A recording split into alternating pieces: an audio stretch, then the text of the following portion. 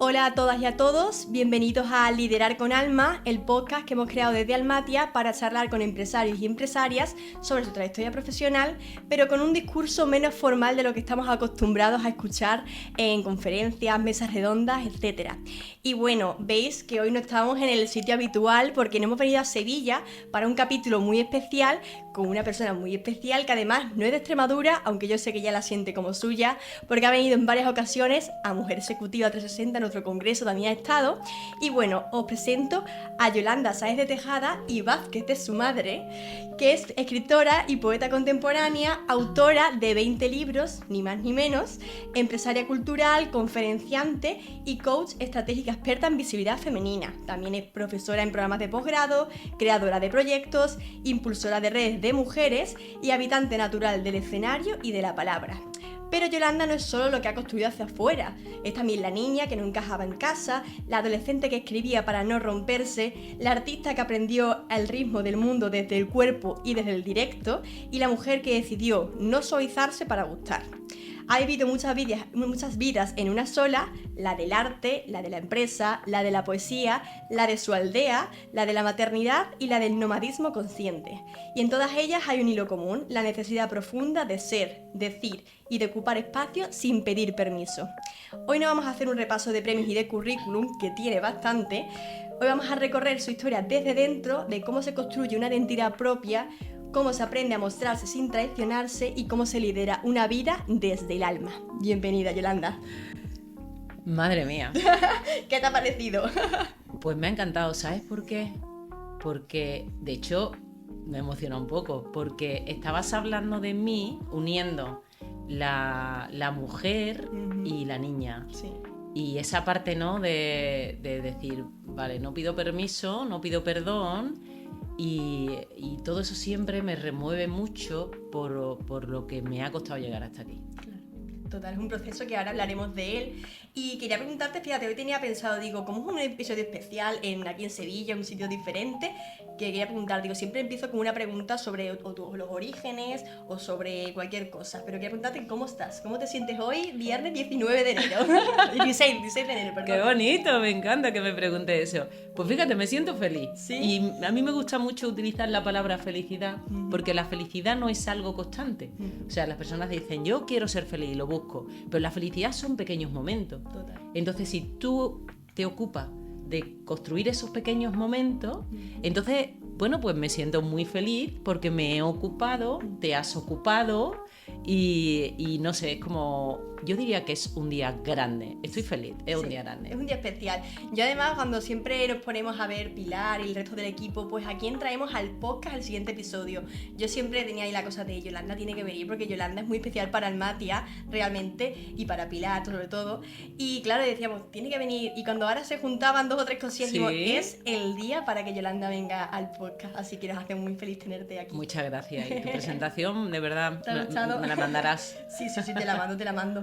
Pues mira, ahora vamos a empezar a hablar ya por los orígenes, ahora sí de verdad. Vamos a hablar un poco de que tú creces en una familia aristocrática, que es lo que comentas muchas veces, con una familia numerosa, ¿no? En una casa-palacio llena de símbolos, de normas, expectativas, y en ese entorno tan marcado, ¿en qué momento empiezas a sentir que tú ibas por otro camino, que querías sacar el pie del tiesto? Pues yo desde niña, porque una de las cosas, es verdad que me criaba en una familia aristócrata, rodeada de casas muy grandes, casas palacios, pero sin embargo con una sobriedad, ¿sabes? Muy elegante. Esto me gusta mucho y es algo que considero que también forma parte de mí. La austeridad, ¿no? No la ostentosidad. Sí. Entonces, yo recuerdo que, fíjate, te voy a contar una anécdota que se la contaba ayer a la vikinga, y cuando estábamos poniendo una taza muy bonita, tú sabes que a mí me encantan las vajillas bonitas, sí, las tazas, que la uso para mí cada día. Y entonces le estaba contando que yo cuando era joven era hippie, porque era una renuncia a todo eso que tenías, ¿no? Siempre tienes que ser eso. O sea, estás en contra de todo el sistema, ¿no? De tu familia. Y era hippie. Y cuando me fui a estudiar a Madrid, que estudié diseño y moda, mi primo me consiguió un trabajo en el Corte Inglés de regalos de empresa, de regalos de boda. Ajá. Entonces yo recuerdo, yo tendría 19 años, recuerdo que cuando yo empecé a ver allí todo lo que había en mi casa y los precios, O sea, de pronto dije, no puede ser que este conjuntito de taza con plato cueste, no sé, 35 euros. Sí. Y entonces me acuerdo que volví a mi casa, yo que le decía a mi madre, yo voy a comer en platos de plástico, yo toda la vida. Y entonces, bueno, pues volví a casa y me puse a abrir todas las vajillas y todo. Y mi madre, ¿qué hace? Yo tirada en el suelo, es que lo tengo grabado, ¿no? Entonces, yo empecé a decir que no muy pequeña. Y además me crié con chicos, Cristina, y eso, fíjate, eso me ha influido mucho. Yo soy muy diferente a mi hermana. Criarme con chicos significa, con 3 chicos, significa no jugar a las Nancy, sino jugar a indio y a vaquero. Claro. Significa montar en moto, hacer trail, significa subirte a los árboles y significa vestir como un chico. De ahí me viene que yo utilizara su ropa y el amor por la ropa de hombre desde que tendría 12 años o algo así. Entonces era una rebeldía. Sí, era una rebeldía, Sí, desde muy pequeña. Desde muy pequeña, fíjate. Sí, porque yo muchas veces cuando he estado leyendo cositas estos días sobre ti, que una niña peleona, motera, futbolista, lectora compulsiva, muy creativa, pero también eras muy sensible, ahora te que eres muy sensible y muy llorona a escondidas.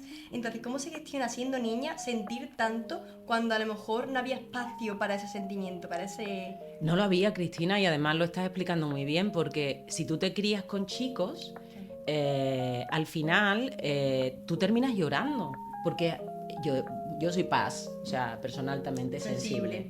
Entonces terminaba llorando con una impotencia enorme. Y yo recuerdo que con mi padre no pude hablar serenamente y diciéndole algo sin llorar hasta mucho después, hasta ya mayor, ¿no? Entonces no se gestiona bien. Me acuerdo cuando, o sea, que yo defino mi época de adolescencia y de juventud como que tenía la enfermedad del sentir. Yo misma me autodiagnostiqué con esa enfermedad y dije, Yolanda, tú tienes la enfermedad del sentir. Sentía tanto, pero tanto, por eso empecé a escribir, porque tenía que contarlo. Claro.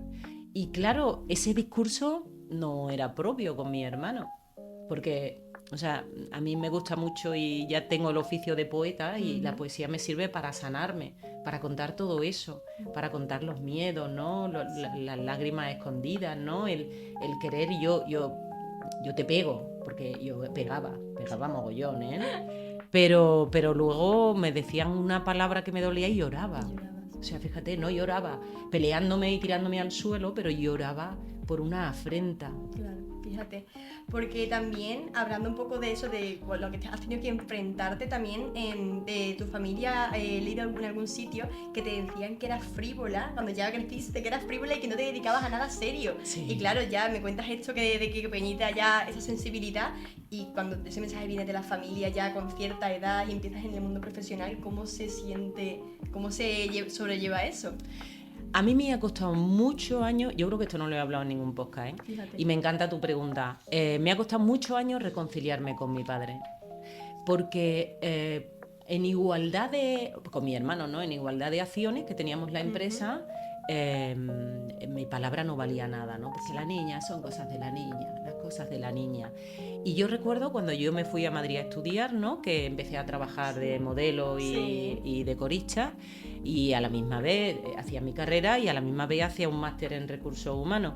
Entonces yo tenía escondido en mi casa que yo era modelo y corista, porque, o sea, imagínate, o sea, me conocía, yo me acuerdo en Madrid la gente pedirme autógrafo, un camarero un día en un bar pedirme un autógrafo, y en mi casa se enteraron por un vídeo famosísimo que salió con un artista muy famoso y se enteraron ahí.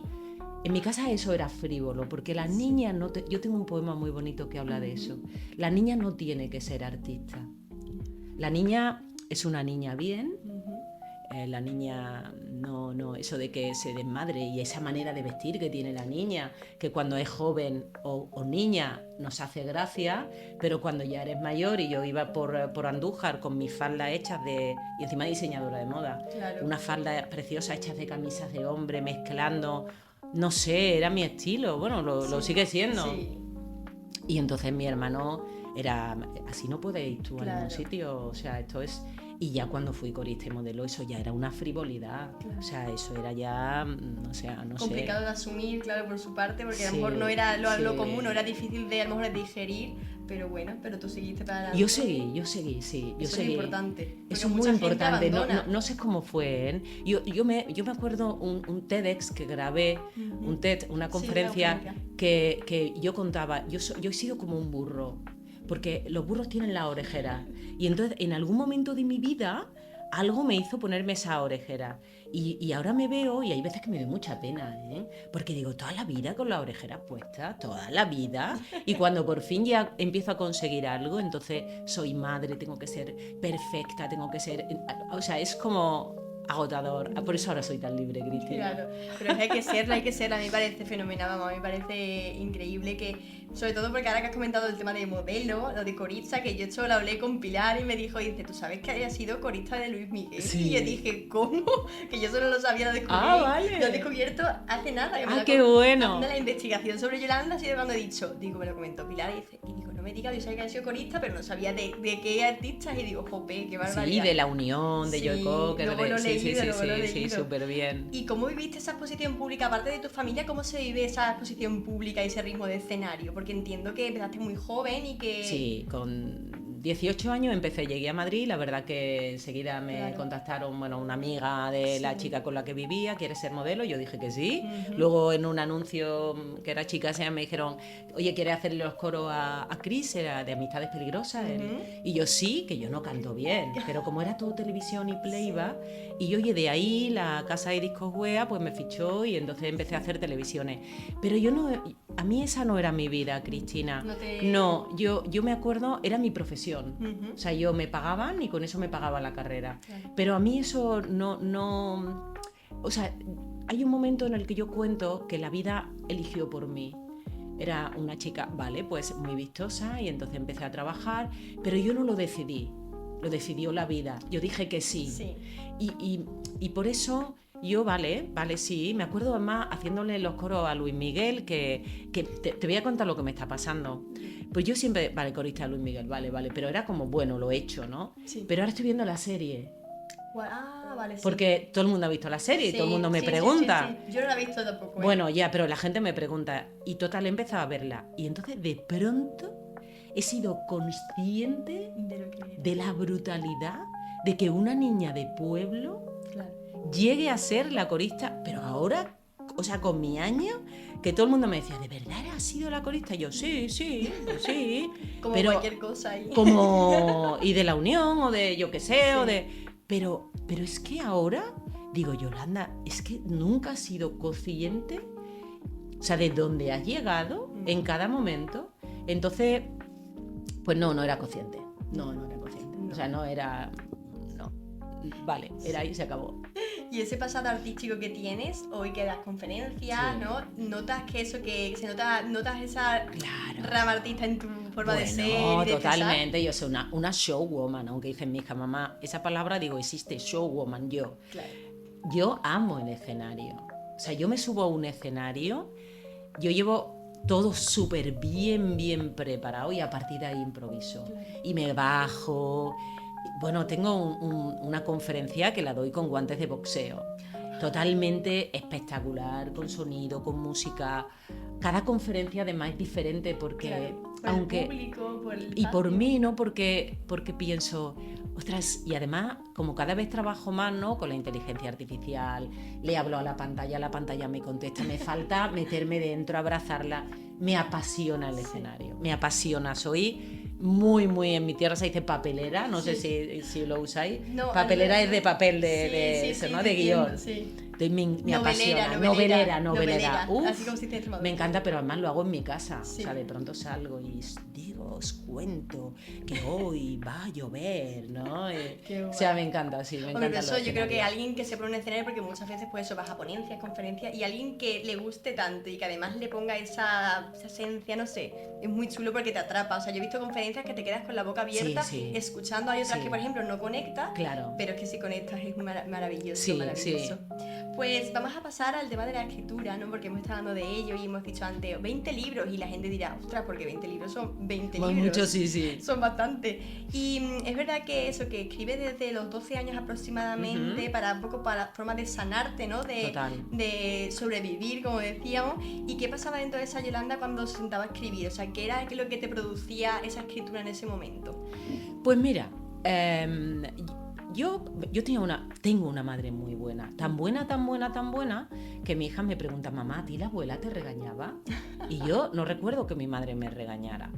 Sin embargo, lo que yo sentía era tan profundo que yo a ella no se lo podía contar, porque ella era tan alegre, o sea, y todo ese mundo interior que yo tenía, que a veces no era un mundo bonito. O sea, ahora no tiene nada que ver, ahora lo que escribo, ¿no? Pero entonces era un mundo muchas veces muy atormentado, esa adolescencia, nadie me entiende. O sea, es que yo soy tan diferente, que ser tan diferente duele, porque no lo puedes contar, te lo tienes que guardar. Ahí estaba la escritura. Entonces yo me acuerdo que tenía un diario y me acuerdo que leí el diario de Kitty, el diario de Kitty, de Ana Frank, el diario de Ana Frank, que le llamaba a su diario Kitty, ¿no? Y entonces yo me hice, yo con madera, lo pinté, porque siempre lo de la artista y tal, lo puse, le eché, y ahí escribía mi diario, lo sigo teniendo, ¿eh? Es horrible. O sea, alguna vez que me ha dado por leerlo, es agonizante. Sí. Agonizante. Entonces yo no sé, pues escribía ahí todo lo que sentía, lo que no sentía. Me acuerdo además que me enamoraba profundamente de un montón, y me acuerdo que tenía una lista de novios. ¡Ay, qué bueno! O sea, tenía como del 1 al 10 y lo iba subiendo y bajando y tachando, depende de la reacción que tenía. O sea, ahí sigue la lista, ¿eh? Ya ni me acordaré, claro, de quiénes son. Entonces, escribir a mí me ha salvado. Por eso le digo a la gente que tiene que escribir, que no escribe quien escribe bien, escribe quien realmente lo necesita. Y es hablar contigo. Y a partir de ahí luego ya es publicar otra cosa. Claro. Yo es verdad que me acuerdo que en la adolescencia también utilicé la escritura. Ahora ya, por ejemplo, no escribo casi que nada. O sea, pero antes sí que todos mis pensamientos, mis sentimientos, cuando a lo mejor, yo que soy hija única, ¿no? Yo que a lo mejor pues había un momento que decía, y no puedo contarle esto a mis padres ni a nadie, lo voy a escribir. Y yo escribía mucho, pero fíjate, luego no he vuelto a escribir hace ya años. Pero algún día lo retomaré, porque yo creo que es una manera de plasmar sentimientos y sobre todo de verlo de una manera más realista. Yo cuando escribía, luego lo leía y veía de manera realista lo que sentía en ese momento y cómo me sentía después para compararlo, y es interesante. Sí. ¿Y cuándo es el momento que piensas, oye, esto que acabo de escribir lo voy a publicar? ¿Cuándo es ese clic? Mira, ahí me vuelven a elegir. Ahí resulta que hay un crítico que me leyó y creyó en mí profundamente. Y yo empecé a escribir por Ángel González. Bueno, yo escribía desde los 11 años, pero poesía porque leía a Ángel González. Y dije, esto no puede ser verdad que alguien escriba así. Y yo quiero escribir. Y yo soy, iba a decir obsesiva, pero prefiero la palabra friki. O sea, yo soy friki. Cuando yo algo lo pienso, o sea, yo voy y es ya todas las horas del día son pocas, entonces me metí a leer, a escribir, y empezó una producción brutal.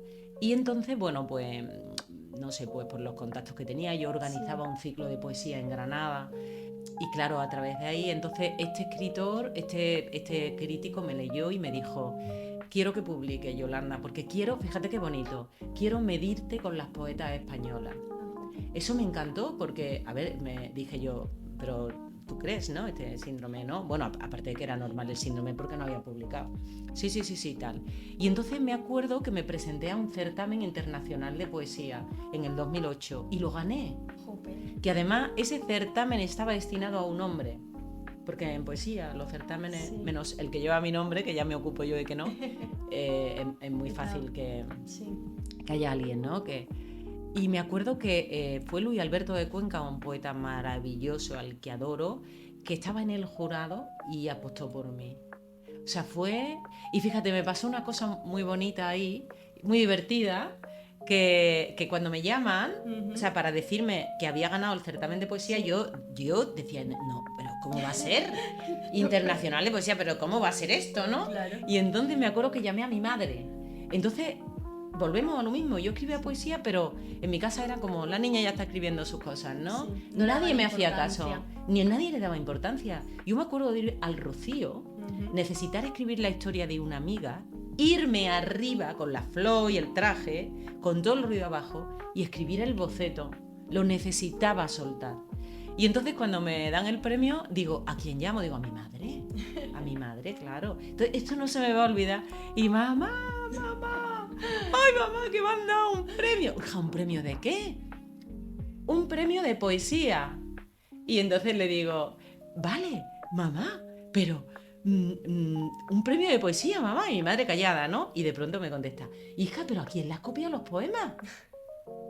¿A quién? ¿Qué fue? ¿A quién les copió los poemas? Porque claro, nadie me hacía caso a mí. Sí, claro. Así que ese fue mi primer premio y yo, mamá, me enfadé, claro. Claro. Entonces ahí ya fue vertiginoso. Sí, hemos tenido una pequeña interrupción, pero bueno, continuamos con la charla maravillosa y bueno, seguimos hablando, hemos hablado ya de la anécdota que acabas de contar de tu madre, que qué curioso que tu madre pensase, ¿le ha copiado a alguien los poemas? O sea, ¿Cómo le van a dar un premio? Qué fuerte, qué fuerte. Pero bueno, quería preguntarte ahora, porque claro, tú llevas 20 libros, ¿no? Llevas ya escribiendo un tiempo.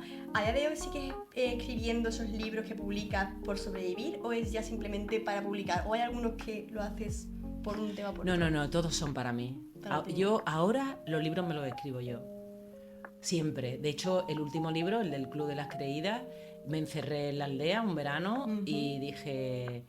me acuerdo además que nos bajábamos y le dije a mi pareja, le dijo, bájate tú con mi madre que yo me quiero quedar aquí unos días. Y empecé a escribir, mi padre había fallecido 2 meses antes y entonces era hablando con él, ¿no? Y conmigo. Y yo me hablo a mí, en los libros me hablo a mí. Los de poesía no, los de poesía, yo escribo mucha poesía, tengo mucha producción, porque cada vez que me voy a la aldea, o sea, es como febril. O sea, la poesía en la aldea es febril. Entonces yo todos esos libros, todos esos poemas inéditos los tengo y cuando ahora, por ejemplo, que tengo otro libro nuevo en marcha súper bonito, entonces de ahí incluyo los poemas y incluyo los poemas nuevos. O si decido publicar un libro de poesía, siempre tengo poesía escrita. Claro, que es una cosa que tú al final escribes, no por necesidad, pero sí por tu sentimiento, por plasmar, por disfrutarlo, y luego ya lo publicas. O sea, que sí, pero es por necesidad también, Cristina. Sí. Cuando yo escribo por necesidad. Tengo que hablarme. Y como tengo tantas cosas y luego escribo muchas historias de mujeres, entonces al final tengo que contarlas, quiero contarlas. Claro, las quieres plasmar. Y entonces lo escribo... necesito expulsarlo, contarlo, darle voz, porque le estoy dando voz a ella. Total. Le estoy dando voz a la historia, entonces sí, siempre es por necesidad. Me lo escribo para mí, pero por necesidad. Pues bien, es que hay mucha gente, yo entiendo que habrá mucha gente que escriba tan cantidad de libros, sea de poesía o no, que llega un momento, habrá gente que llega un momento a lo mejor que escriba tengo que escribir porque tengo que publicar. Sí, claro. Pero qué bonito que siga siendo algo que sale de ti, algo tan natural, que es lo bonito. Quería preguntarte si hay algún libro a día de hoy que no podías volver a escribir porque ya no eres la mujer. ¿Hay algún libro especial, alguno que digas tú, pues este libro lo escribí en un momento de mi vida que ya no me representa? No, hay poemas. Poemas sí, pero libros no. Hay poemas que los leo ahora y digo, bueno, los primeros digo, qué horror. ¡Qué horror! De hecho, fíjate, mi hermana siempre dice que su libro favorito es el premio internacional ese de poesía. Para mí no en absoluto. Sin embargo, hay gente que también lo dice. Sí. Para mí siempre los mejores poemas son los últimos. Claro, siempre los más recientes. Claro. Pero sí es verdad que hay veces que leo... Porque ya te digo que es febril lo de la poesía, o sea, que entro como en un estado de absoluta... catarsis maravillosa, de expulsión de emociones, bueno, brutal. Entonces hay veces que leo un poema y pienso, este poema está bordado en equilibrio, en sonido, en lenguaje, y pienso, otro así no me va a salir. Esto lo pienso muchas veces. O incluso el libro, ¿no? O sea, yo la novela que tengo, que es una trilogía y tendría que empezar con la segunda parte, pienso, no voy a ser capaz de escribir la segunda parte como la primera. Complicado cuando haces siempre partes de algo, sean películas, tal, siempre es complicado superar como las gastas, claro. Sí, pero no porque no me represente, sino por la complejidad, porque ese momento es muy intenso. Claro. Pues vamos a pasar a hablar ya de tema empresa, porque hay una cosa que leí que dije yo, esto le tengo que preguntar a Yolanda. Fundas tu primer negocio con 11 años. Quiero saber sobre ese negocio y quiero que me cuentes todo sobre eso, porque dije 11 años, digo, espérate, no me salen las cuentas. Sí, bueno, eso pasa por criarte con chicos, claro, y por tener un padre que era un empresario atroz, emprendedor febril, o sea, entonces nosotros pues en todo momento estábamos creando cosas, pymes, mini pymes, aquí en este caso mini pymes. Entonces en verano nos criamos en Punta Umbría, en Huelva, y la casa está justo en la misma playa, ¿no? Entonces el camino era de arena y la mitad de los coches pues cuando pasaban un poco se quedaban atrancados. Entonces vimos una posibilidad y dijimos, pues vamos a montar un pequeño negocio de desatrancar los coches. Y entonces mi hermano, que eran les encantaban los coches, los modelos de coches, nos fuimos a un sitio y con dinero que mi padre nos dejó compramos tablas, dependiendo del grosor, dependiendo de hasta dónde llegaba el coche. Y entonces a todo esto íbamos, imagínate, en la playa descalzo, claro, y pues imagínate, en bikini, bañador, la camiseta. Y entonces cuando entraba un coche, éramos 3, ¿eh? Yo tenía 11, Fernando tenía 9 y Daniel tenía 7. Jope. 4. Y entonces, negros del sol de allí, todos rubios. Y entonces, cuando justo un coche entraba y se atrancaba, pues siempre había uno pendiente, daba un silbido y entonces salíamos. Imagínate qué tabla se necesitaba. Salíamos con las tablas, le poníamos, claro, porque la casa era una parcela. Y entonces a mí eso se me quedó grabado, porque eso ha condicionado mi vida, Cristina, porque yo voy con mi hermano y vemos oportunidades, es agotador. O sea, yo me acuerdo de irme con mi hermano a Tailandia y decir, Carlos, no puedo más, es que son todo negocios. O sea, no puedo más, vamos a descansar un poco, venimos de vacaciones, claro, pero era todo. Entonces, claro, esa mentalidad, ¿sabes? La tengo siempre ahí latente y ese fue el origen, ¿no? Si tengo que recordar el primer emprendimiento con estrategia, nada de impulso, fue ese. Fíjate, qué fuerte. Sí, al final, la verdad, yo en el primer episodio del podcast que hablaba yo con Pilar, hablamos del gen emprendedor. Yo creo que eso que se lleva en la sangre, que hay gente que emprende a lo mejor no es, emprende por necesidad o por tal, pero hay gente que es que eso, ve oportunidades en todas partes y es como un sobreestímulo todo el rato de, oye, pues esto, pues eso es maravilloso. A mí me encanta, la gente con gen emprendedor me encanta. Y quería hablar un poquito más, ya yéndonos aquí ahora al presente, ¿no? Que trabajas ayudando a mujeres profesionales a ser visibles, a saber ser visibles, y de ahí nacen proyectos como, bueno, el Club de las Creídas y demás. Y quería preguntarte, pues, ¿qué aprendiste tú a base de golpes, ¿no? En el pasado, que intentas ahora ahorrarles a otras mujeres o ayudarles a pasarlos? Esa pregunta es muy interesante, fíjate, sobre todo porque una mujer no es visible si no se siente visible. No hablamos de ser, hablamos de sentir. Entonces yo trabajo con la mujer desde dentro, de todo el camino. El otro día publicaba un post sobre esto, y decía, la pregunta que la mayoría de las mujeres cuando me llaman o cuando me escriben, antes de tener la primera reunión, muchas de ellas no saben expresar lo que quieren. Entonces me dicen, y esto se repite muchísimas veces, me dicen, es que yo quiero ser visible. Como yo trabajo la visibilidad, me dicen eso, ¿no? Pero ellas no quieren, ellas quieren sentirse visibles. Porque cuando tú te sientes visible, en una reunión, si te cortan, tú tienes la suficiente fuerza y poder para decir, caballero, si usted sigue hablando, dejo yo de hablar, si le parece, o no le he cortado, voy a terminar y cuando termine estaré encantada, sonriendo, de responderle a sus dudas. Total. Y eres capaz de hacerlo por otra persona. Pero si tú no te sientes visible, en esa reunión te van a cortar 20 veces, porque además los porcentajes lo dicen. En una reunión a una mujer se le interrumpe un 20% más que a un hombre. ¿Por qué es así? Porque es así. Y yo, entonces, claro, yo trabajo primero desde dentro, porque a mí es lo que más me ha costado, Cristina. El resto ya es estrategia. Ya luego diseño estrategias para ti, vemos qué plan de negocio tienes, qué red es la tuya, cómo vamos a trabajar, cómo vas a comunicar, cuál va a ser tu discurso. Pero lo primero es que tú digas, yo valgo. Claro. Y como valgo, yo lo voy a demostrar. Claro. Eso es lo que todas las mujeres queremos, lo que a mí me ha costado tanto conseguir, lo he conseguido. Entonces mi método no es algo que me haya inventado, está basado en la experiencia. Y la experiencia es que primero tienes que trabajar. Por eso yo me certifiqué como coach ejecutiva, claro. Porque necesitaba empezar desde ahí. Claro, desde ayudar. Qué bonito. Yéndonos un poco al tema de las mujeres, quería preguntarte porque una cosa que leí, porque he estado leyendo mucho sobre Yolanda estos días. Madre mía, qué lujo. Además que me ha encantado, vaya. Y porque cada cosa que leía me sorprendía aún más. Y había una cosa que he dicho yo, ostras, te defines como feminista tardía. Sí. Y ahora te dedicas además a ayudar a la mujer en ciertos aspectos de la vida profesional.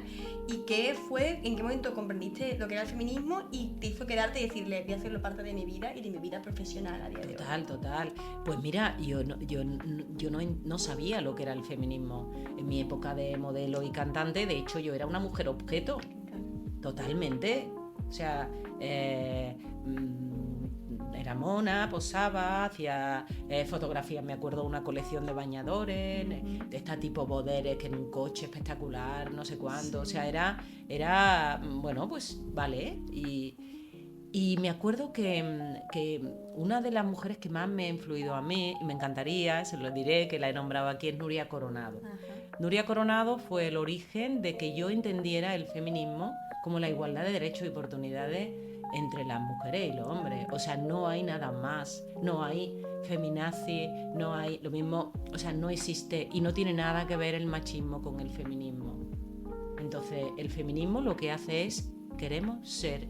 No somos iguales porque a mí me encanta ser mujer, perdona, no quiero ser hombre, pero sí quiero los mismos derechos y las mismas oportunidades. ¿Y por qué yo trabajo en esto? Porque mira, cuando a mí me dicen en un congreso, a un colega mío le pagan más que a mí, Cristina.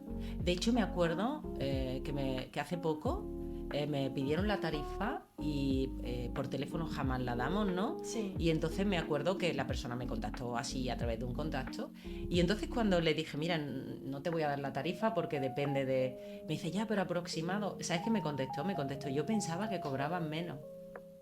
Y entonces le contesté, le dije, o sea, yo pensé, no le vas a descontar ni un duro, Yolanda, te lo juro, ¿eh? Y lo hubiera descontado. Ni un duro le desconté. Y entonces le dije, eso no se lo has preguntado a mi colega, si quieres le descuenta a ellos, pero ¿por qué? Porque me siento visible. Claro. ¿Ves? Sí. Uniendo con el resto. Uh-huh. En otro momento hubiera dicho, ostras, me va a faltar el trabajo, claro. me rebajo, pues yo quiero que las mujeres lo aprendan. Entonces, así es con todo. Claro. Entonces, por eso necesito que las mujeres entiendan que el feminismo es simplemente igualdad de derechos y oportunidades. Ya está. Ese es el discurso que a mí me encanta. Además, que bueno, tú que conoces el Congreso Mujeres Ejecutivas 360, es eso. O sea, porque hay gente que cuando a lo mejor le comentas esto, le comentas lo del congreso, dice, no, pero eso es un congreso solo para mujeres y bueno, y para hablar más de los hombres. No, o sea, los hombres y las mujeres somos diferentes biológicamente desde que nacemos. Eso es algo que no va a cambiar nunca. Entonces lo que hay que hacer es buscar lo que tú dices, igualdad de derechos y oportunidades. Hombre, claro, yo amo a los hombres, los tengo en mi vida, el padre de mi hija, mi hermano, o sea, los necesito a mi lado.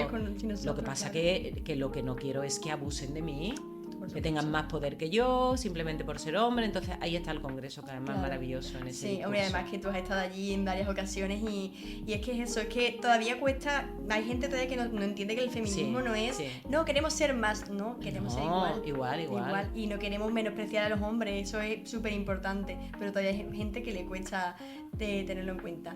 Ahora me voy a ir a tu vestimenta, porque es una cosa que también te caracteriza un montón, porque además hablando un poco del feminismo y todo esto, tú cuando vas con un traje de chaqueta hace unos años en una mujer era impensable. Sí, bueno, Era imagínate de con hombre, 14 años. claro, era de hombre. Llevar una corbata a una mujer o llevar una pajarita o llevar una americana, un traje de chaqueta era de hombre. Hoy en día ya, sobre todo en el mundo empresarial, ves a más mujeres con traje de chaqueta. Pilar, por ejemplo, ella su traje de chaqueta no lo cambia por nada. Pero es verdad que ¿qué papel han tenido en tu cuerpo esos símbolos, esa forma de ocupar espacio con la vestimenta? Pues yo creo que te representa mucho también lo que eres tú. Sí, me representa y además cada vez más ha habido un momento en el que he tenido que renunciar un poco, ¿no? A esa extravagancia. Yo reconozco que soy extravagante y me apasiona. Entonces me acuerdo cuando mi hija era pequeña, Marta, la vikinga, y me decía, mamá, es que te vistes como si abrieras el armario y te pusieras lo primero que pillas. Todo, para nada, o sea, todo tiene un equilibrio, todo, o sea, es que vengo del mundo de la moda y de hecho yo lo que estudié es estilista, es decir, vestir a las personas es lo que más me gusta. Entonces, hay un momento en el que tengo que renunciar un poco a esa extravagancia y ahora estoy totalmente desbocada, Cristina. O sea, ahora es, o sea, brutal. O sea, es que vestirme es un verdadero, como la gente las mujeres que se maquillan. O sea, yo entiendo que yo no llevo maquillaje, me un poquito de rímel, de labio y se acabó, ¿no? Pero yo tengo una amiga que puede estar hablando conmigo 45 minutos haciéndome una videollamada maquillándose. Podría ser yo. Yo me pongo nerviosísima. Sí, ¿no? Pero bueno, Maribel, si no se te nota eso. Y claro, ya es una profesional, alucino. Entonces, para mí es eso, ¿no? Es, cada una tiene... Y a mí eso comienza pues porque me crié con chicos y entonces yo pensaba... Oye, qué cómodo es una americana. Uf, totalmente. Y entonces mi madre me quería poner un vestido, pero yo decía, mamá, pero el vestido, pero con la americana. Y mi madre me siguió mucho el rollo. Yo empecé a coser muy niña. Venía a mi casa, claro, éramos 7, venía una modista a arreglarnos las cosas. Y entonces yo me sentaba con ella a coser. Y empecé a hacerme mi primera ropa con 13 años o algo así. Y me acuerdo que mi madre, fuimos a una comunión y fíjate lo importante que es apoyar. Y yo le dije a mi madre que me quería hacer un conjunto de pantalón con top. Sí. Y entonces, de las telas que teníamos, me consiguió una. ¿No sabes lo verde que me pusieron las madres de las niñas? Porque, claro, iba rara. Claro. Bueno, iba impropia. Claro. O sea, rara no, impropia. No se veía las eso. niñitas con el S, con el lazo, y yo iba con mi top, anudado a la espalda, un conjunto ideal, y un pantalón de flores que yo me había cosido con la modista. Y a mi madre le parecía maravilloso y presumiendo de que su hija se lo había hecho, ¿no? En lugar de que el vestido lo había comprado en la tienda más cara de Andújar. Sí. Entonces eso a mí me ayudó mucho. Y mi padre se reía cuando me veía. Qué graciosa la niña con las chaquetas de... O con mis chaquetas. Claro. De hecho tengo toda su colección ahora. Yo te iba a decir, digo, a mí me encanta, que tenéis que seguir a Yolanda en redes porque es maravillosa. Es que ver sus historias es algo que te inspira. Yo tengo un día malo y veo a veces cuando Ay, qué mona. sube esto a lo mejor. Hoy me voy a poner esta chaqueta, esta corbata de mi padre tal y sube sus outfits y digo, ay, es que me encanta. Digo, ver cómo ella, pues a su moda, sus cosas, me encanta. Cuando se va a entrenar, hay una historia que siempre hablamos Pilar y yo. Dice un día que ella sube una historia, dice... Hoy no tenía ganas de entrenar, no tenía ganas ninguna, pero me he acordado de mi amiga Pilar, que ella a las 6 menos 5 de la mañana se ha puesto la tía a entrenar y he dicho, yo tengo que ir al CrossFit. Claro, yo tengo que ir, hombre, si Pilar va a las 5. Muy buenísimo, Sí, buenísimo. sí, Y siempre sí. hablamos, digo, que las historias, o sea, si queréis tener un buen día y ver las historias de Yolanda, Muchas vamos, gracias. yo os recomiendo seguirla. Pues siguiendo un poco todo este tema de las redes sociales a la que he comentado todo esto, quería preguntarte porque eres muy visible en redes sociales, ¿no? Tienes tu LinkedIn, tu Instagram y demás. Tienes tu página web que también recomiendo que la vean porque es una página web que si alguien no te conoce al leerlo. Ah, sí, qué bueno, Es súper muchas gracias. Sí, además que, porque me metí a verla tal y dije, ostras, la página web es Yolanda, o sea, todo, tanto la estética como la manera de escribir bueno. todo, tu historia personal, tu historia profesional. Claro, sí, es verdad, porque al final la historia profesional, bueno, al final la tiene Google o la tiene, Sí. pero la historia personal yo creo que es, y me dice mi hija, experta en marketing, mamá, no tiene SEO. Digo, hija, no tendrá SEO, pero tiene salseo, tiene, ¿sabes? Tiene esencia. Esencia, Y hija. a mí Y esa soy yo, y yo quiero que la gente me contrate sabiendo lo que se va a encontrar, como yo les digo, si me contrata, pero, o sea, no te gusta el humor, no soy tu conferenciante. Total. Pero es que es muy tú, o sea, tú lees eso y yo, que ya, de verdad que yo ya te conozco un poco, ¿no? Y sé cómo eres, pero digo, es que es Yolanda total. O sea, me encanta que me lo digas. Está muy bien, también recomiendo que la leáis, además tiene Muchas muchas cositas. Y eso es lo que iba, tiene su web, sus redes sociales y tal. Digo, pero no utilizas WhatsApp. Cuando me dijo Pilar, para hablar con Yolanda, por mensajes o por llamada, y dije, me lo tiene que explicar en el podcast. Ayer me reí, se lo decía a Marta cenando. Digo, yo creo que la hija de Pilar, claro, da con esta rara. Sí. Pues mira, no tengo WhatsApp. Yo siempre digo hace 5 años, no, pero de 7, porque ya hace mucho, desde hace 7 años. O sea, antes de la pandemia incluso, sí, ¿no? Claro. Fíjate. Pero como 3 años antes de la pandemia, o sea, hace 8 años. Sí. A ver, yo necesito mucha... Yo soy muy ambiciosa conmigo misma, muy egoísta. Y yo necesito muchos tiempos porque yo vengo de la zona oscura, de la zona del estrés. Y con eso he trabajado mucho. Sí. Entonces, soy hiperproductiva, pero las interrupciones me atormentan. Me agobian. Y luego piensa una cosa, Cristina. Yo trabajo con muchísimas mujeres. Las mujeres somos maravillosas y somos muy agradecidas. Entonces, cuando yo tenía WhatsApp, igual pues se tomaban un café y en el azucarillo, ¿no? Venía la vida es la esencia de tu luz. Imagínate, ¿no? Sí. Me lo acabo de inventar. Y entonces le hacían una foto y me la mandaban. Ay, vaya. Y me decían, me he acordado de ti, porque eso es lo que tú dices. Imagínate eso. Y entonces yo a mi madre tenía aquí, yo diciendo no doy abasto, y tenía a mi madre, ¿no? Mi madre siempre me decía, cada vez que una persona te dedica 1 minuto de su tiempo, te está regalando y te está eligiendo. Y como eso yo lo llevo, o sea, por eso en mis redes sociales contesto a todo el mundo. O sea, me da igual en LinkedIn, en Facebook, a todo el mundo y contesto yo, no tengo community para mí. Sí. Tengo para otros proyectos, pero yo soy yo. Entonces yo decía, ¿un estrés? O luego algo que yo no podía con ello, ¿no? Profesionalmente somos muy organizadas. Está Laura, que es como yo, sí, súper organizada. La conozco. Eso. Entonces, si a mí me mandas algo por WhatsApp, Laura no lo lee. Y ahora me empezaban a mandar carteles. Yolanda, te mando el cartel de la conferencia, te mando... Claro. Y yo ahí ya no podía, porque entonces no había WhatsApp en el ordenador. Y yo dije, esto se ha acabado. Si yo no necesito WhatsApp. Claro. Pero si a mí tú me quieres contratar y estoy en Instagram. Hay o veces que me dices, ¿no? O me puedes llamar.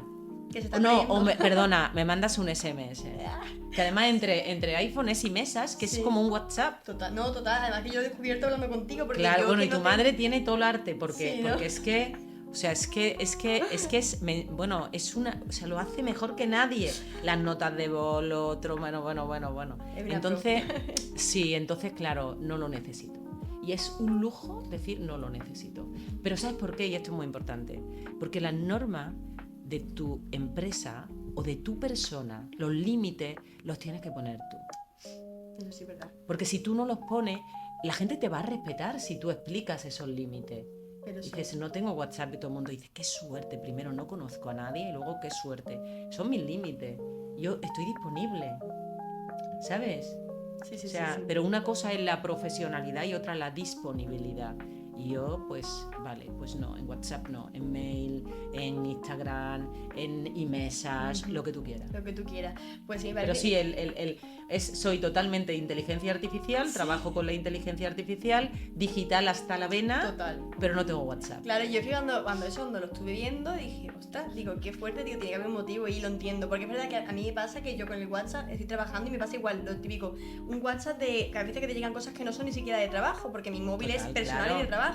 Entonces, me llega algo de trabajo bien, pero si me llega algo que no es de trabajo ya es una interrupción, me voy del tema, me distraigo y luego que te roba mucho tiempo. Hablamos de que nos roba mucho tiempo el Instagram, el Facebook y tal, pero es que el WhatsApp... Bueno, yo no lo sé porque vosotras tenéis los grupos, lo otro, pero sobre todo también la organización del trabajo. Claro. Nos llega algo al correo, lo vemos los dos, se archiva directamente, se gestiona. No, sí, mucho mejor. Pues quería preguntarte por tus vikingas, que me encanta que le llames vikingas porque me encanta, que pues eso, después de tu familia, de una familia numerosa, luego tú tienes a tus 2 niñas, ¿no? ¿Cómo es esa maternidad? ¿Cómo la has llevado con todo el trajín de tu emprendimiento, tu escritura? Sí. ¿Cómo es ese papel de ser madre para Yolanda? Pues fíjate, cuando nació la Isabel, que tiene 28 años, yo todavía tenía la empresa con mi hermano, tuvimos una empresa y yo era muy infeliz. era muy infeliz porque no tenía tiempo de nada. Sí. Entonces me levantaba súper temprano, entrenaba, la llevaba a la guardería, me iba a Andújar, que está como a 45 minutos de Linares, a 1 hora casi porque no había autovía, y volvía a mi casa muy tarde, volvía como a las 8 de la tarde. Para mí el orden de las vikingas era muy importante porque tenían que dormir su hora. De hecho, mi primer libro nace de ahí, ¿no? De ese orden, ¿no? Yo quería que fueran niñas sanas, que vieran la televisión lo justo, que no tuvieran, no sé, Sí. ¿no? No me acuerdo ahora cómo se llaman las máquinas. La Nintendo. La Nintendo, sí, todas todo esas eso. cosas. Entonces, que fueran mucho al campo. Sí. Y entonces con Isabel llegaba el fin de semana y yo recuerdo que tenía mucha ansiedad porque además, yo ni me miraba, ¿eh? Ni me miraba. Solo deseaba volver porque me sentía fatal. Y entonces el fin de semana me acuerdo que me escondía, ¿no? Incluso le decía a mi amigo, no estamos, a mis amistades, no estamos, nos vamos. Entonces nos quedamos en la casa, una casa muy bonita en el campo. Y entonces ahí pues hacía... Y ahí fue cuando, al año y medio, fue cuando vendí mis acciones y compré mi vida. Fíjate. Y ese paso fue muy importante, muy importante. Y entonces, bueno, fue muy duro, porque de pronto una empresa es como un bebé. Yo ya me veía, bueno, pues esta empresa será mi empresa para toda la vida. Claro. Y de pronto no tienes empresa, o sea, no tienes nada. Pero ya no hablo económicamente, hablo de proyecto de vida. O sea, me tuve que reinventar y ¿ahora qué voy a hacer? Claro. O sea, ¿ahora dónde está mi vida? ¿Qué voy a hacer? Y fíjate, te voy a contar una anécdota que yo creo que tampoco la he contado nunca. Que Isabel, su padre es funcionario y entonces, bueno, llevaba obra en el ayuntamiento, ¿no? Entonces me preguntaba, ¿papá qué hace? Y yo, claro, como todo me gusta tan bonito, le dije, pues mira, papá... bueno, él era interventor, pero llevaba la parte de obra. Digo, papá es el que se ocupa de construir los parques y de encender las luces de Navidad. Así su padre tenía... Realmente lo hacía. Bueno, Sí, no claro, hacía él, claro, pero vamos. Sí. Y entonces ella presumía, no pasa nada, me acuerdo en la guardería, este parque lo ha hecho mi padre, ¿no? O las luces de Navidad las va a encender, ¿no? Le puse una ocupación. Pero yo no era nada, yo no tenía nada. Yo iba a Madrid a buscarme la vida, me estaba reinventando. O sea, esa época fue muy dolorosa. Porque además, y entonces me acuerdo un día que me pregunta mi hija, mamá, ¿y tú qué eres? Y yo quise ponerme algo bonito también como su padre, y como a ella le gustaban mucho los animales, le dije, hija, yo soy pastora. Ay. Me dice, mamá, ¿pastora? Digo, ¿de ovejas? Y dice, ¿pero tú vas a Madrid? Digo, sí, yo voy a Madrid porque tengo el rebaño en Madrid. Así le solté a mi hija. Ay, qué fuerte. Porque yo quería tener algo bonito. Claro. Y ella emocionada, pastora, mamá, ¿me va a llevar? Digo, bueno, alguna vez y tal. Total, que voy un día a recogerla a la guardería y me dice la directora, es increíble la creatividad de tu hija. Yo, sí, tal. Y dice, sí, porque mira, hoy han hablado de lo que hacían los padres y las madres, las familias. Y tu hija ha dicho que tú eras pastora. Claro, que no sabía la directora era que... Buenísimo. Pues si esto se lo conté a mi hija con 3 años, se lo desmentí con 8. Ostras, pues pasó Con 8 años. O sea, cuando yo no sabía cómo decirle que no era pastora. La mentira llegó muy lejos. Bueno, todavía me echa en cara que se le conté la verdad. ¡Qué lástima! O sea, que fíjate si yo quería, sí. Estaba tan perdida y Claro. yo quería que mi hija me admirara. Claro. Y al final lo has conseguido por tu propio mérito. Sí, ahora es el momento más hermoso. Y además yo creo que les has inculcado ese espíritu que tú tienes, Sí, y por eso son tus vikingas, sí. porque son luchadoras. A ver, costó mucho Cristina, porque Ya. cuando eran niñas, su madre era una rara. La pequeña me decía, mamá, es que tú nunca vas al Corte Inglés con las madres de del colegio. Y había el Corte Inglés, de verdad, yo como tengo muy mala orientación, Claro. el Corte Inglés me despista mucho. Y Claro. no para mí no es un sitio, un centro Sí. comercial, No no es- sé para dónde sí. ir. ¿Sabes? No me sienta bien. Sí. Y yo no iba. Y entonces, pero íbamos las dos en patinete a baile. Y la mayor decía que qué ridículo que su madre fuera en patinete a baile con la pequeña. O luego para los disfraces. Sí. Yo me negué a comprar un disfraz Entonces las vestía yo de pastora, pero con la falda de flamenca, lo sí, otro sí. no sé cuánto, en fin, y eso, tener una madre artista y poeta, perdona, complicado. que la gente lo ve todo como muy mono, pero ellas también se han llevado Claro. su pena, ni su... También es que, claro, no estamos acostumbrados también a la extravagancia. O sea, la gente, cuando sacas un pie del tiesto, como decía al principio, la gente no le sienta miedo. O sea, mira que estamos ya cada vez más adecuados al cambio, porque la era en la que vivimos con un cambio constante, Total, pero claro. cuando es algo de personalidad, a la gente le cuesta entenderlo. Claro. Entonces, bueno, yo llevaba a las niñas en bicicleta al colegio, que te Claro. estoy hablando de hace muchos años. Claro. En bicicleta iba con el perro, un perro enorme, y bueno, y era otra manera de vida, no tenían maquinitas, en mi casa la televisión estaba muy controlada, entonces eso ellas lo penaban. O en la comida, por ejemplo, ellas comen súper sano, porque cuando eran pequeñas, me acuerdo, Marta, que decía, es que mis amigas llevan bollicao y zumo. Y yo dije, pues tú llevas bocadillo o no comes. Pero vamos, entonces eras una adelantada a la época, porque hoy en día todo lo que me acabas de citar se hace hoy en día. Lo de la televisión, lo de ir en transporte público, bicicleta, tal. Sí. O sea que realmente estabas adelantada a la época. Bueno, entendía que la vida era... A mí me gusta mucho el campo, nos hemos criado en el campo. En la aldea, tienes que hablar de la aldea. Sí. Entonces esa manera de vida a mí era una manera de vida vivíamos en una casa, con parcela, no teníamos piscina porque a mí no me gustan las piscinas ni el sol, y me daba miedo con las niñas, entonces hacíamos cabañas. Entonces, como me he criado yo, Cristina, y yo creo que mi hija, si tienen hija o hijo, van a intentar que ese ejemplo, sí, yo estoy segurísima. Pues es muy bonito que se vaya pasando esa forma de cuidarnos y de criar. Pues quería apuntar ya al último, porque ya nos estamos pasando de tiempo, porque es que llevamos ya un ratito, pero bueno, no pasa nada. Te quería preguntar por la aldea. ¿Esa aldea de 17 habitantes? 16. El otro día controlando el patrón, 16. Madre mía. Uno ya no está. Porque luego tú eres, como decíamos, eres nómada, porque tú un día estás aquí o estás en Santiago de Compostela, o sea que cuéntame un poco sobre esa aldea y sobre tu ritmo de vida de viaje. A ver, a la aldea llegamos hace 13 años. 13 sí, creo. Yo amaba... O sea, a mí me gusta mucho la montaña. Me gusta mucho la soledad y me gusta mucho la montaña, la parte salvaje de la tierra. Entonces, bueno, pues una íntima amiga, ¿no?, me dijo, tú lo que necesitas es la Sierra de Segura, porque está Cazorla, que es la parte más habitada, pero Segura es la extraordinaria, ¿no?, la que no tiene turismo. Y bueno, pues teníamos una casa en Punta Umbría compartida con mi hermano, a pie de playa, la casa donde habíamos montado, que luego no la quedamos, y entonces fuimos a pasar una Semana Santa con las niñas, y hace eso, 13 años, y fuimos allí, y cuando yo vi esa aldea, te enamoraste. O sea, yo dije, esto es lo que llevo 10 años buscando. Y entonces vendí la parte de mi casa de la playa para comprar aquella casa. Esto mi hija no me lo han perdonado todavía. Porque claro... Una casa en Punta Umbría era, ¿no? Ahora ya Isabel sí, porque ahora va con sus amistades. O sea, todo el mundo quiere ir porque claro, aquello es algo impresionante. Pero además, todo lo más cercano está a 50 minutos por carretera de curva. Lo más cercano es el vino y el hospital. Es decir, todo. No hay nada entre medias. Entonces, claro, en verano yo me voy todo el verano. Yo ya este año he cumplido mi sueño. El que viene lo voy a ampliar el sueño. Me voy a ir 2 meses y medio. Jope, ojalá yo. Lo estoy pensando, estoy dando ganas de irme yo también contigo. 2 meses y medio puse internet por red, que nadie sabrá lo que es internet por red, porque eso solo sucede donde no hay cobertura. El internet ese lento que teníamos. Y soy muy feliz, o sea, me devuelve, mira, Cristina, me quita importancia. Quita importancia a todo. Es una ausencia de consumismo brutal. O sea, yo tengo allí un bikini o un bañador de hace 8 años y es que como te bañas en las pozas de los ríos, o sea, no hay bares, claro, no hay bares, no hay nada, no hay tiendas.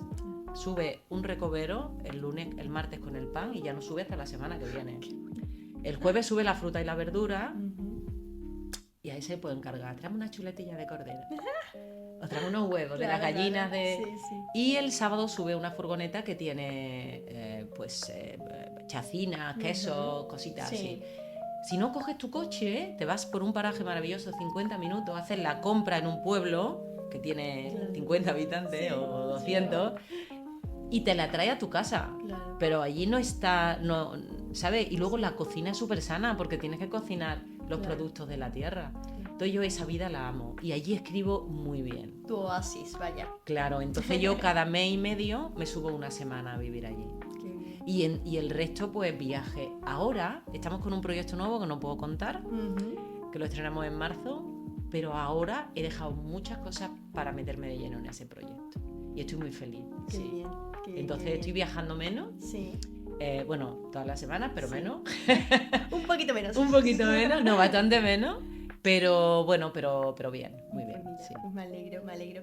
Y bueno, vamos a finalizar todo lo que es la entrevista. Luego ahora tenemos una pequeña ronda de preguntas express súper rápida que te voy a Vale. hacer, que es un poquito con un toque de humor. Pero antes de eso quiero que cerremos con la pregunta que siempre hago a todo el mundo, que es ¿qué significa para ti hoy liderar con alma? Bueno, liderar con alma es ser libre. Primero ser libre. Sentirte libre y ser libre. Y ser libre no significa decir todo lo que piensa, sino sentir todo lo que dice.